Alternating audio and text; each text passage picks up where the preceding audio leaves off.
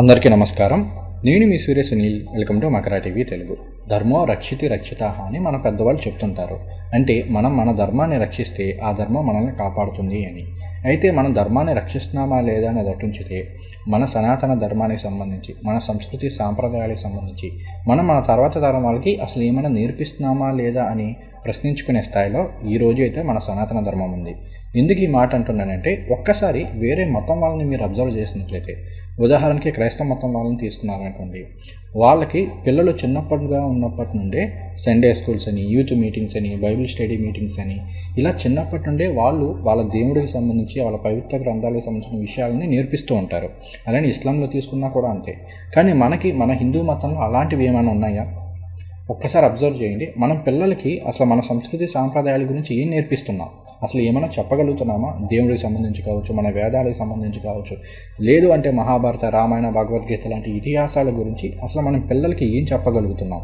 వాళ్ళకి ఏదైనా నేర్పించాలన్నా కూడా అసలు మన దగ్గరున్న వనరులు ఏంటి, ఏ మార్గాల ద్వారా పిల్లలకి మనం నేర్పించగలుగుతున్నామని ప్రశ్నించుకోవాల్సిన స్థాయిలో, ఆలోచించుకోవాల్సిన స్థాయిలో ఈరోజు సనాతన ధర్మం ఉంది.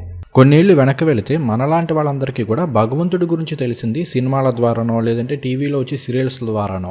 వీటిలో ఉన్న ఒక మైనస్ ఏంటంటే, కొంతమంది వ్యక్తులు తమ స్వార్థం కోసం హీరోలని విలన్లు చేస్తూ, విలన్లని హీరో చేస్తూ అనేక సినిమాలు తీశారు. ఆ ఇంపాక్ట్ మన మీద ఎంతలా ఉంది అంటే, తర్వాత ప్రభాస్ గారి కల్కి సినిమా వచ్చిన టైంలో కూడా కర్ణుడే గొప్పడు, దానవీర సూర కర్ణుడు, అసలు అర్జునుడిది ఏం లేదు, కృష్ణుడిది ఏం లేదు, వాళ్ళే మోసం చేశారన్న రేంజ్లో అప్పట్లో సోషల్ మీడియాలో అనేక మంది వీడియోస్ చేశారు. చివరికి వేరే మతస్థులు రావణ్ పేరుతోటి మన హిందూ మతం మీద విషం చుమ్ముతూనే ఉన్నారు. వీటన్నింటిని నడుమ మన సనాతన ధర్మాన్ని కాపాడుకోవాల్సిన మనం ఏం చేస్తున్నాం? ఒక పాజిటివ్ విషయం ఏంటి అంటే, టీటీడీ వాళ్ళు అనేక దేవాలయాల్లో వేద పండితులని నియమించి వాళ్ళ ద్వారా ప్రతిరోజు కూడా వేదపారాయణ ఇలాంటివి చేస్తున్నారు.